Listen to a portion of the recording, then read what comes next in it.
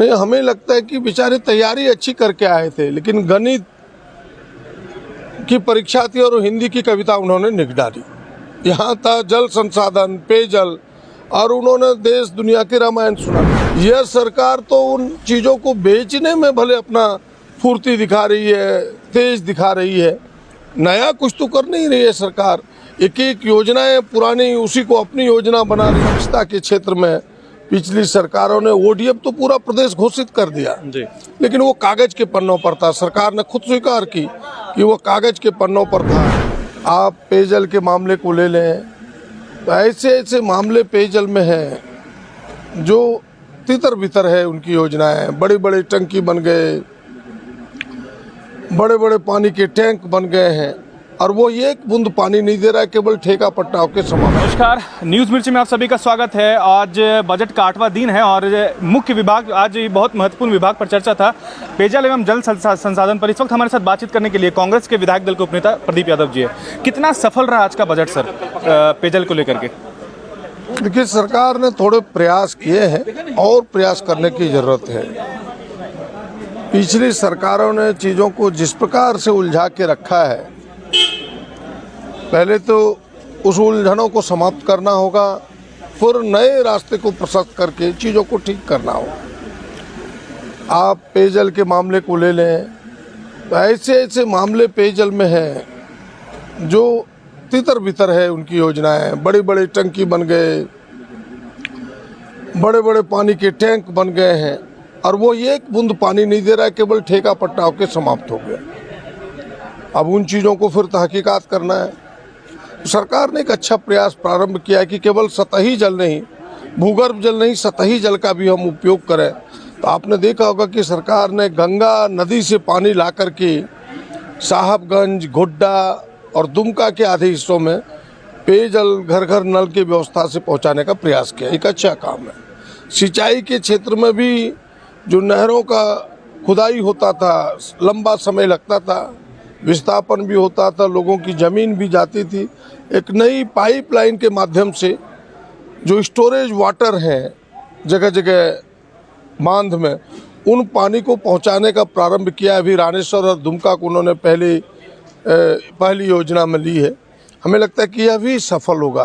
तो ये धीरे धीरे का प्रयास है। स्वच्छता के क्षेत्र में पिछली सरकारों ने ओडीएफ तो पूरा प्रदेश घोषित कर दिया जी, लेकिन वो कागज के पन्नों पर था। सरकार ने खुद स्वीकार की कि वो कागज के पन्नों पर था। हम असेसमेंट कर रहे हैं और सामुदायिक शौचालयों को हम बढ़ावा दे रहे हैं ताकि लोग उसका उपयोग करें। जरूर सामुदायिक शौचालयों की संख्या भी बढ़ा रहे हैं। फिर लघु सिंचाई पर भी सरकार ने जोर दिया है। हमें लगता है कि उस दिशा में पहले 100 करोड़ का बजट था, इस बार सरकार ने 350 करोड़ किया है। 3 गुना बजट को किया है, 2.5 गुना बजट को किया है। तो अब धीरे धीरे उस क्रम में बढ़ा है। समय लगेगा, यह कदम बेहतर होगा सिंचाई और पेयजल की। सर, विपक्ष ये आरोप लगा रहा है कि आपकी सरकार में जो है 10 लाख घरों में जो जल नल पहुँचाना था, उसमें से 5 लाख के घरों में सिर्फ पाइप पहुँचा पाई। इस तरह का आंकड़ा जो भी पेश कर रहे थे अनंत ओझा जी, उस पर क्या कहेंगे? नहीं, किसी के आंकड़े पर मत जाइए। सरकार ने कहा है कि भाई इस साल हम और 12 लाख को पहुंचाएंगे। कुल 59 लाख घरों में जल नल के माध्यम से पानी पहुंचाना है 2024 तक, वो लक्ष्य रखा है। हमें लगता है सरकार इसे पूरा करेगी। विपक्ष ने सर हमला किया है, कहा है कि 60 साल का कार्यकाल सर आपका रहा है, एक भी योजना बता दीजिए। ये चुनौतीपूर्ण था मुझे लगता है। नहीं, हमें लगता है कि बेचारे तैयारी अच्छी करके आए थे, लेकिन गणित की परीक्षा थी और हिंदी की कविता उन्होंने लिख डाली। यहाँ था जल संसाधन, पेयजल, और उन्होंने देश दुनिया की रामायण सुनाने लगा। उसकी एक लंबी कहानी है। उनको पता नहीं कि 60 सालों में जो कुछ इस देश में देख रहे हैं विकास के जिन क्षेत्रों में आप देखें, विज्ञान के क्षेत्रों में देखें, अनुसंधान के क्षेत्रों में देखें, अंतरिक्ष के क्षेत्रों में देखें, यातायात के क्षेत्रों में देखें, सब तो उन 60 सालों का ही योगदान है। यह सरकार तो उन चीज़ों को बेचने में भले अपना फुर्ती दिखा रही है, तेज दिखा रही है, नया कुछ तो कर नहीं रही है सरकार। एक एक योजनाएं पुरानी उसी को अपनी योजना बना रही है। यह पुरानी यूपीए गठबंधन का ही खाद्य सुरक्षा कानून, यूपीए सरकार का इंदिरा जी का इंदिरा आवास, जिसको आज प्रधानमंत्री आवास में परिणत किया गया, खाद्य सुरक्षा कानून, तमाम तो पुरानी सरकारों का, यूपीए गठबंधन का ही है। नई सरकारों ने तो कुछ किया नहीं, केवल देश की संपत्ति को बेचना, तरह तरह यहाँ जो सर्वधर्म संभाव है उसको अपने विचारों से, अपने कार्यक्रमों से सर्वधर्म संभाव को कमजोर करना, सांप्रदायिकता का भाव पैदा करना, बस इतनी ही उसकी कहानी है।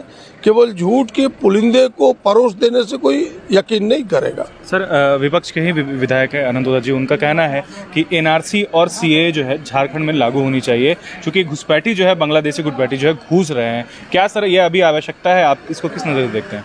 नहीं, आवश्यकता नहीं, जरूरत है कि यहाँ सर्व धर्म भाव संभाव को मजबूत करें, ताकि विकास के रास्ते में कोई अड़चने न आए। आपस में लोग इस प्रकार की चीज़ों में लड़ते रहेगा तो फिर विकास अवरुद्ध होगा। हमें लगता है कि भारतीय जनता पार्टी का एक ही एम और एक ही गोल लक्ष्य है कि भाई हम कैसे यहाँ सर्वधर्म संभाव को कमज़ोर करें, हिंदू मुसलमान में तफरका करें, ताकि हमारी जो अवगुण है, हमारे जो दोष है भारतीय जनता पार्टी की सरकारों का, वो ढक जाए और यह भाव ऊपर आकर के लोग गोल बंद होकर के हमारे पक्ष में खड़े हो जाए। सर, नलजल की अगर बात करें, नलजल में सर अगर 21-22 की अगर बात करें सर, तो सर कहाँ तक सरकार सफल हो पाई है? क्योंकि सर विपक्ष कह रहा है पिछली जो राशि थी वो सही से इस्तेमाल नहीं कर पाए, फिर से एक बड़ा आंकड़ा पेश कर दिया गया। नहीं, 2024 तक यह लक्ष्य है, सरकार उसको पूरा करेगी। Thank you.